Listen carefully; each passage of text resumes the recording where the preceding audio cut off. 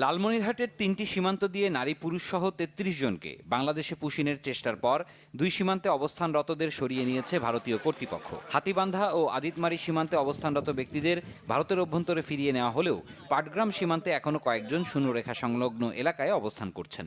এ অবস্থায় পুরো সীমান্ত জুড়ে সর্বোচ্চ সতর্ক অবস্থানে রয়েছে বর্ডার গার্ড বাংলাদেশ। চাঁপাইনবাবগঞ্জের গোমস্তাপুরের বাঙাবাড়ি সীমান্ত দিয়ে পুশিনের চেষ্টা করা ২৮ জনকেও ভারতের অভ্যন্তরে ফিরিয়ে নেওয়া হয়েছে বলে জানিয়েছে বিজিবি।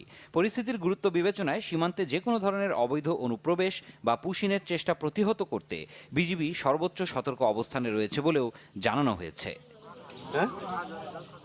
এছাড়াও নগার সাপাহার সীমান্ত এলাকায় নারী পুরুষ শিশুসহ ১৭ জনকে বাংলাদেশে পুশিনের চেষ্টা ব্যর্থ হয়েছে।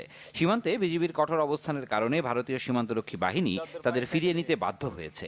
শনিবার রাত ১টার দিকে বিএসএফ সদস্যরা ওই ১৭ জনকে ভারতের অভ্যন্তরে ফিরিয়ে নিয়ে যায়।